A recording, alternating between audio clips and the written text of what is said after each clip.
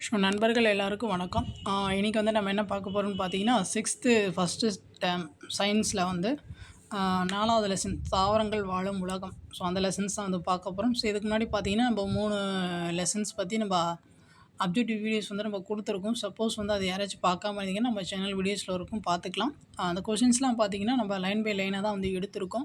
So இதனால வந்து நமக்கு வந்து எஸ்ஐபிசி எக்ஸாம்ஸ்க்கு வந்து ரொம்ப யூஸ்ஃபுல்லா இருக்கும். சரிங்களா? டிஎன்பிசிக்கு வந்து அவ்வளோ சயின்ஸ் வந்து இம்பார்ட்டன்ஸ் வந்து யாரும் குடுக்க மாட்டாங்க. ஆனா வந்து எஸ்ஐபிசி எக்ஸாம்ஸ்க்கு வந்து சயின்ஸ் வந்து ரொம்ப முக்கியம். சரிங்களா? ஸோ உங்களுக்காக தான் வந்து நம்ம லைன் பை லைனா வந்து எடுத்து கொஸ்டின்ஸ்லாம் வந்து குடுக்குறோம்.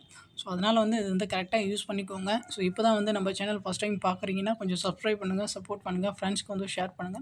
சரி வாங்க இன்னைக்கு கொஸ்டின்ஸ் வந்து பார்ப்போம்.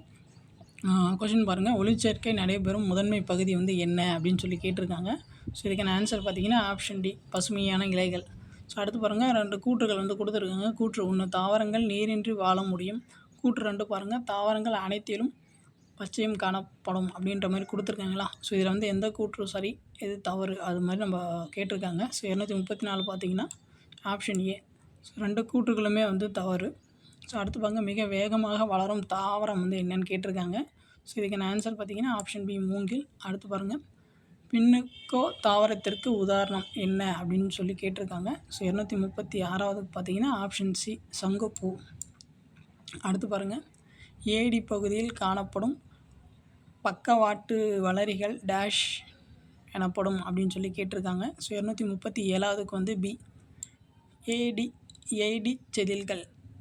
அடுத்து பாருங்கள் போகன் வில்லியாவில் கூர்மையான டேஷ் முட்கள் காணப்படுகின்றன. ஸோ இதுக்கான ஆன்சர் பார்த்தீங்கன்னா ஆப்ஷன் சி தண்டில். ஸோ அடுத்து பாருங்கள் பின்வருவனவற்றில் ஒன்று தரை கீழ் தண்டு டேஷ் ஆகும் அப்படின்னு கேட்டிருக்காங்க. 239க்கு வந்து ஏ உருளைக்கிழங்கு.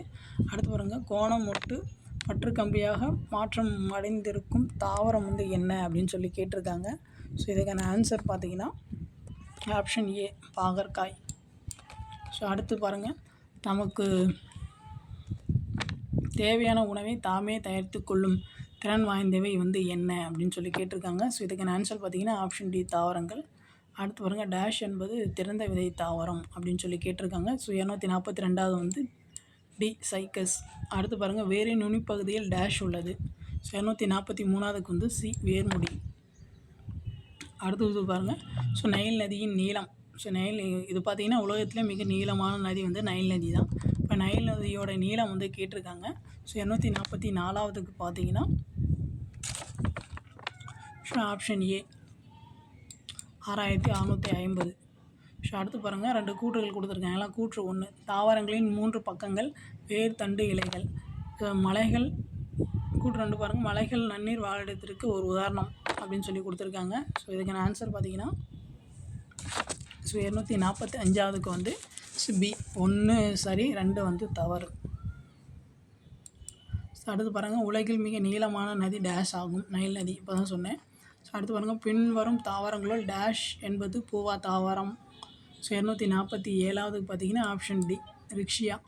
அடுத்து பாருங்கள் தண்டின் நுனியில் தோன்றும் முட்டு டேஷ் எனப்படும். ஸோ 248வது வந்து சி நுனிமுட்டு. ஸோ அடுத்து பாருங்கள் ஊன்றுதல் உறிஞ்சுதல் இரண்டும் டேஷ் வேலைகள் அப்படின்னு சொல்லி கேட்டிருக்காங்க. ஸோ இதுக்கான ஆன்சர் பார்த்தீங்கன்னா ஆப்ஷன் பி வேரின். அடுத்து பாருங்கள் சிலை கோணத்தில் தோன்றும் முட்டு டேஷ் எனப்படும். ஸோ 250வது பார்த்தீங்கன்னா ஆப்ஷன் ஏ கோணமுட்டு. பற்று கம்பியை உடைய தாவரம் வந்து என்னன்னு கேட்டிருக்காங்க. ஸோ 251க்கு வந்து ஆப்ஷன் பி பட்டாணி. அடுத்து பாருங்கள் பாலைவனத்தில் ஆண்டின் சராசரி மழை அளவு எவ்வளோ இருக்கும் அப்படின்னு கேட்டிருக்காங்க. ஸோ 252க்கு வந்து ஆப்ஷன் பி 25 சென்டிமீட்டர் குறைவாக இருக்கும்.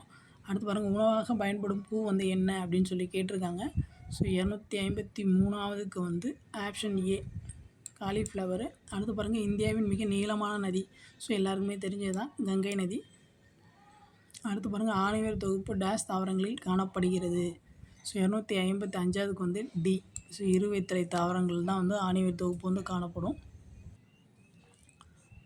அடுத்த விஷயம் பாருங்கள் கூற்று கொடுத்துருக்காங்க. கூற்று 1 பூக்கும் தாவரம். ஸோ எக்ஸாம்பிள் வந்து மா கொய்யான்னு கொடுத்துருக்காங்க. கூற்று 2 பூவா தாவரம்.